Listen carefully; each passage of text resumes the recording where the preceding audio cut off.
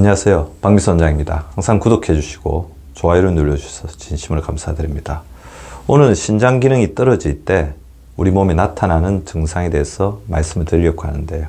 자, 병원에 오시는 분들이 우리 간 기능 못지않게 굉장히 관심 많이 가지고 있는 신체 부위 중에 하나가 바로 콩팥 기능, 신장 기능입니다.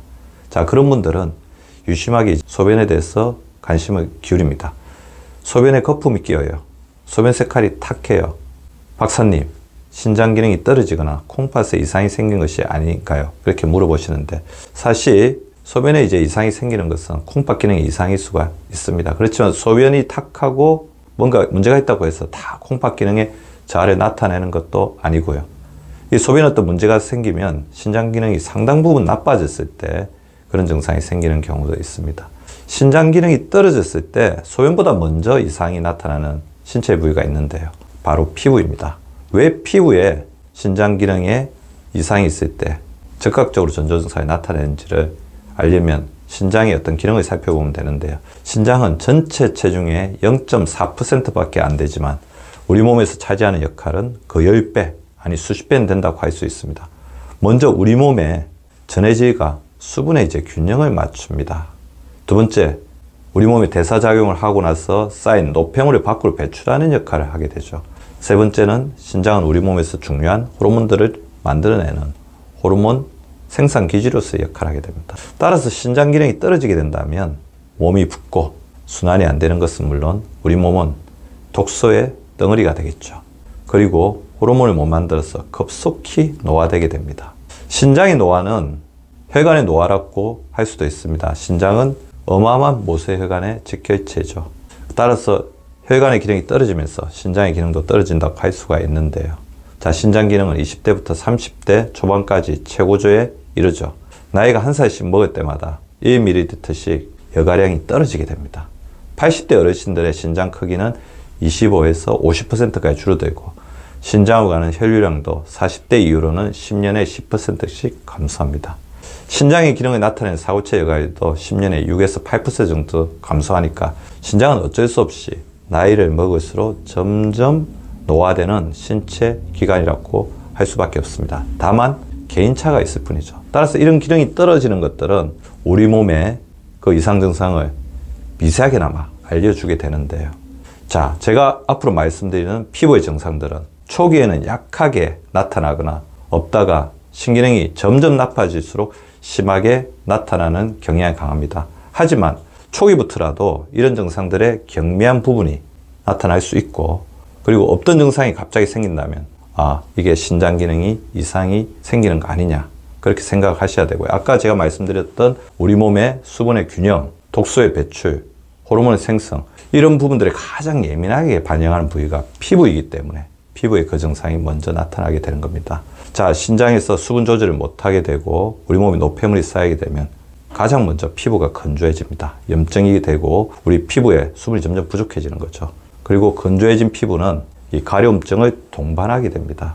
그래서 우리가 간 기능이 떨어졌을 때 피부가 노랗게 되면서 가려움증을 유발하는 것 달리 우리 신장 기능은 건조해지고 약간 붓는 듯한 경향을 보이면서 가려움증을 유발하게 되는 거죠. 이 가려움증이 굉장히 심하기 때문에 자기도 모르게 잡고 있다 보면 상처가 생길 수도 있고, 그리고 자꾸 긁은 부위는 이렇게 두꺼워질 수가 있겠죠.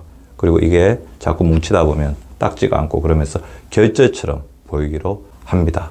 두 번째, 독소가 이제 쌓이게 되면 피부에는 여러 가지 어떤 색깔의 변화가 있을 수가 있습니다. 우리 몸에 독소가 없이 청정한 상태이면 피부는 굉장히 맑고 균일한 상태를 보이는데, 독소가 몸속에 쌓이게 되고 배출이 되지 않게 되면 곳곳에 색깔 변화들이 있을 수가 있죠. 어떤 부분은 굉장히 창백하거나, 어떤 부분은 파랗게 변하거나, 어떤 부분은 빨갛게 변하거나, 그리고 이런 것들이 피부 부위마다 반점처럼 어떤 색깔 변화들을 나타내게 됩니다. 더불어 우리 피부에서 가장 꾸준하게 성장하고 영양소를 가장 많이 필요로 하면서도 우리 몸에 일어나는 변화에 가장 예민하게 반영한 부위가 바로 손톱이죠. 따라서 신장 기능이 떨어졌을 때는 전해질의 균형이라든지 독소의 배출이 되지 않으면서 손톱에 문제가 생길 수가 있는데요. 손톱 이제 안쪽을 보면 이렇게 하얀 부위가 있죠. 이 하얀 부위가 점점점 넓어지면서 이렇게 반점까지 올라오게 됩니다. 하얀 부위와 빨간 부위가 반반을 이렇게 차지하게 된 데서 반반 손톱처럼 이렇게 보일 수도 있고요. 그 다음에 여러 가지 노폐물에 배출이 되지 않고 전해질에 집착이 되면서 하얀 띠처럼 손톱에 밴드가 형성되는 경우도 볼 수가 있습니다. 그리고 처음에 말씀드린 것처럼 수분에 배출이 되지 않기 때문에 피부가 점점 붓거나 덩어리처럼 만져지는 어떤 부위들이 생길 수가 있겠죠. 주로 이제 많이 붓는 부위가 다리라든지 발목이라든지 손이라든지 손목이라든지 이런 부위가 많이 보일 수가 있을 것 같고요. 심해지면 얼굴, 특히 이렇게 눈꺼풀이라든지 이런 부위에 부종들이 생길 수도 있을 것 같습니다. 그리고 피부가 굉장히 딱딱해지기가 쉽습니다. 피부가 탄력과 윤기를 잃고 딱딱해지고 만졌을 때 탄력성을 잘 가지지 못하고 보온되지 못하는 그런 모습을 보일 수도 있고요. 전해질의 균형이 맞지 않아서 제대로 이렇게 노폐물이 배출되지 못하면서 전해질의 어떤 불균형도 생길 수가 있는데, 그렇게 되면 칼슘이 피부 부위에 침착이 될 수가 있거든요. 특히 이제 관절 부위에 침착되게 되면 통증을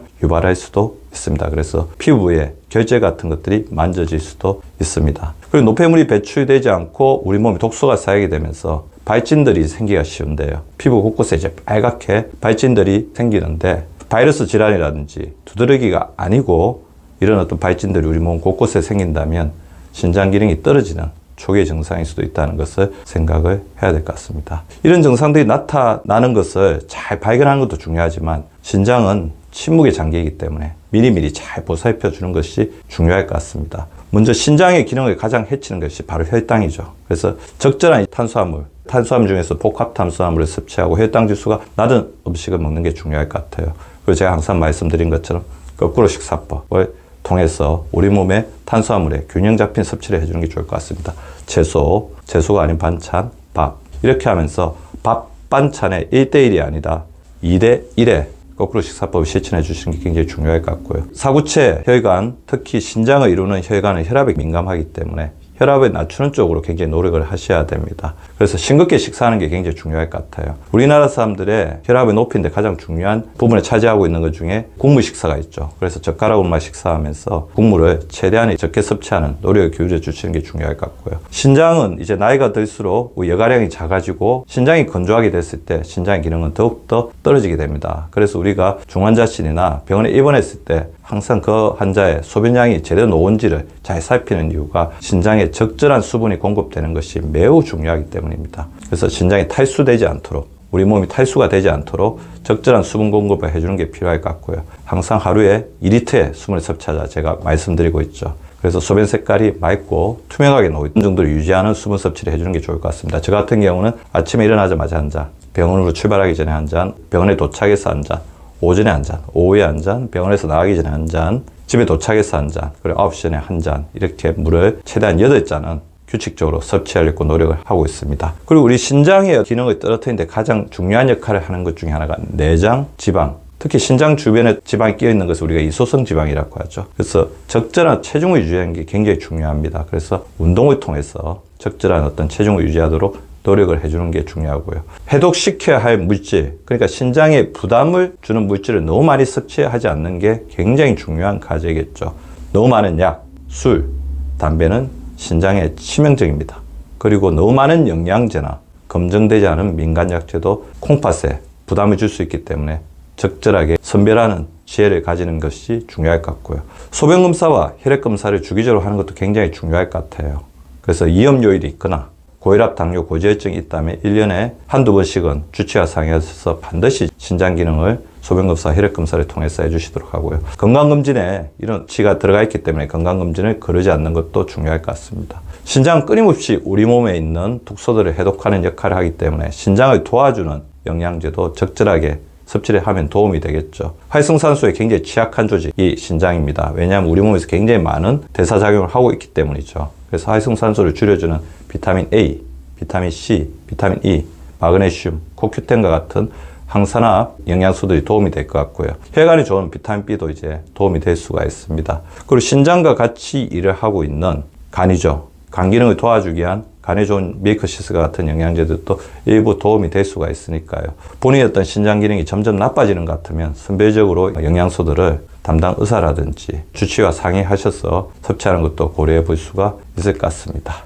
신장은 침묵의 장기이고 끊임없이 노하고 있지만 우리가 신장에 보내는 신호를 좀 더 면밀하게 알아차리고 신장에 관심을 기울인다면 우리 신장 기능이 나빠지기 전에 미리미리 예방할 수가 있습니다. 오늘 말씀드린 신장이 보내는 피부 증상에 유의하시고 신장을 미리미리 살피는 지혜를 잘 발휘하시기 바랍니다. 오늘도 시청해 주셔서 감사합니다.